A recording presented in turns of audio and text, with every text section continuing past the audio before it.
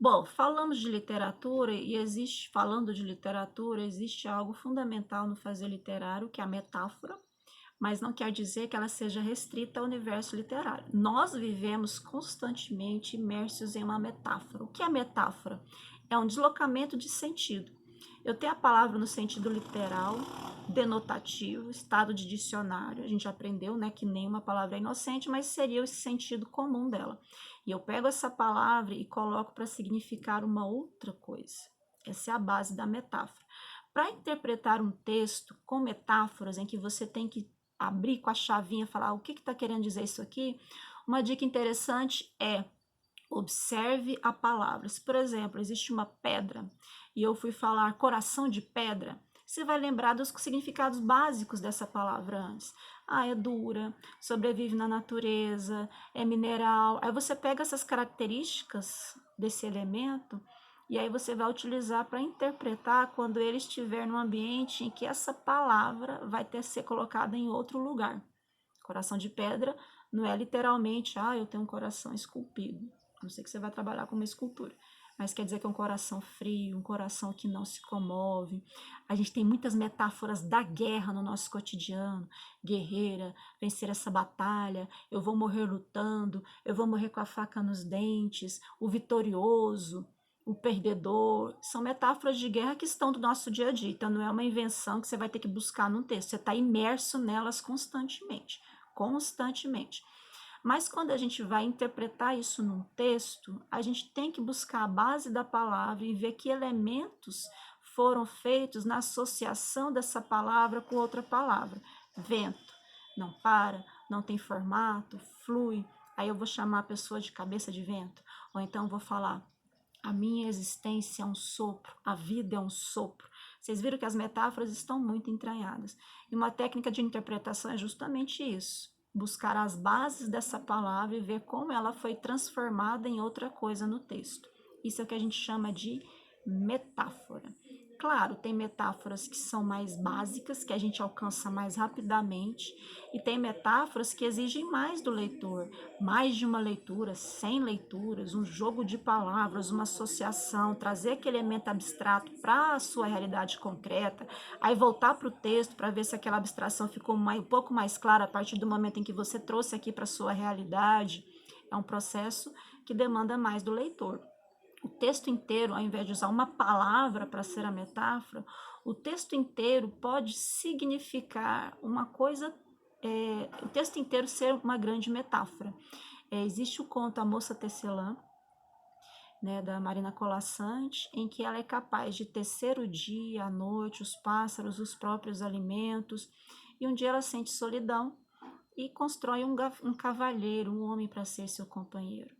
Mas desse elemento ela não teve controle, porque ele ficou ambicioso, viu que ela tinha esse poder de construção da realidade, a colocou numa torre. Olha só as referências, os intertextos. Torre, pai, pão, são palavras que automaticamente jogam a gente para muitos significados. E aí, uma das leituras da metáfora é que tudo que é coisa, que é objeto, eu tenho controle sobre ele, mas eu nunca vou ter controle sobre o ser humano. Quer dizer, o texto inteiro é uma metáfora, o tear dela é uma metáfora, a condição dela toda em relação a esse companheiro que ela criou é uma metáfora, e no final ela vai destecendo. Ela vai destecendo os castelos que lhe foram exigidos até destecer esse companheiro. Aí o ato de tecer pode ser uma outra coisa. Isso é a construção da metáfora. Mas eu posso usar metáforas em ambientes que não sejam literários? Sim. Às vezes você está escrevendo um texto dissertativo e a ideia está um pouco abstrata, você pode ajudar o leitor trazendo uma metáfora. Eu vi agora que o coronavírus está sendo associado, ele é como se fosse um país em guerra. É uma metáfora, é uma associação, uma comparação. Então, a comparação está ali no nível mais básico da interpretação, mas eu posso fazer, por exemplo, uma dissertação sobre comportamentos humanos em relação à linguagem e dizer que as redes sociais são um labirinto em que os minotauros não têm a ajuda de Ariadne, por exemplo, o mito, né, de que Ariadne deu um fio para o seu amado sair do labirinto onde ele seria comido pelo minotauro. Eu posso trazer essas referências, mas é curtinho, porque a estrutura maior do texto tem que ser dissertativa. O uso da metáfora, ele aparece como um sabor, um temperinho para ajudar na leitura e é uma associação rápida. A metáfora no texto dissertativo, ela não pode demandar um tempo de interpretação que no texto narrativo, no texto literário, no texto lírico, poético, no teatro, ela possa assumir. Tem que ser algo de degustação mais rápida. Mas lá no ambiente da narrativa, eu ainda tenho uma estrutura, um fio de ações que me acompanham. Na poesia, muitas pessoas detestam a poesia, ou falam que poesia é coisa de quem está apaixonado, que é uma coisa errada. Aí, não, ninguém gosta de poesia. Mas que a poesia pode se apresentar de uma forma mais rápida para o leitor, mas geralmente ela é ancorada, ela é baseada na metáfora.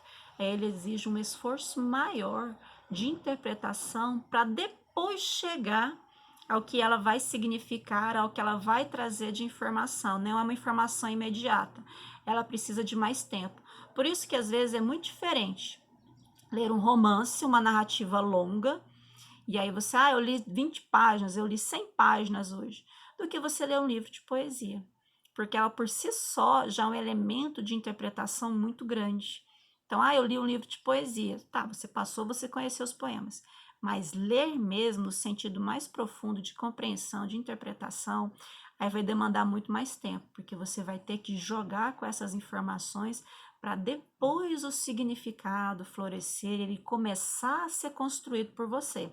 É um exercício de maior paciência, é um exercício de mais interpretação. Por isso que o leitor que vai se fazendo agora um pouco mais consciente do seu papel, ele pode interagir com os diferentes gêneros literários, com os diferentes gêneros textuais e conseguir se comportar em relação ao texto da maneira que ele solicita.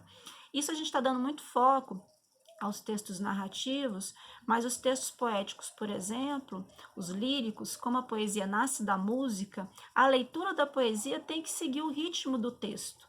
Se você vai ler, o que é um verso? Cada linha daquele poema a gente chama de verso. Um conjunto de versos a gente chama de estrofe.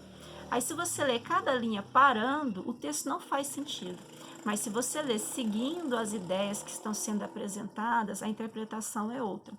Muitas pessoas entendem melhor o texto quando alguém lê para eles, porque o ritmo da leitura também diz o quanto você vai conseguir entender.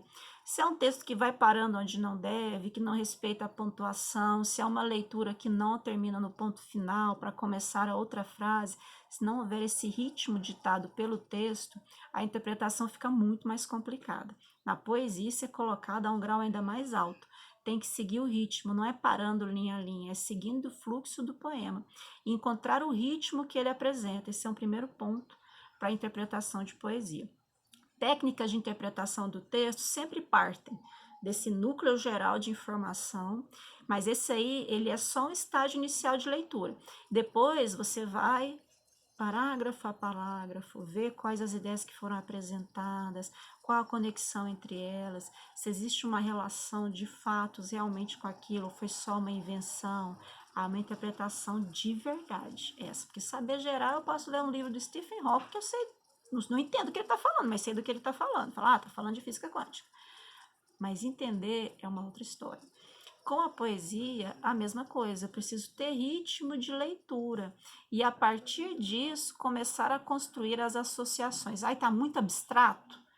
Traz para a realidade, tá? Então, na realidade, na minha existência, na minha identidade, eu acho que acontece assim na realidade, aí você volta para o texto. É um jogo entre concreto e abstrato até você poder construir esse pensamento, esse conhecimento que demanda um pouco menos de elementos concretos e um pouco mais de reflexão, de senso abstrato, de senso de interpretação. Então, o texto chama o leitor para um determinado ambiente, o leitor vai interagir com esse texto de uma forma diferente, porque existem expectativas em relação a gêneros textuais, e nessa interação entre metáforas, entre construções de raciocínios, a gente vai tendo níveis diferentes em que o leitor possa interferir no texto sem prejudicar o que o texto realmente solicita.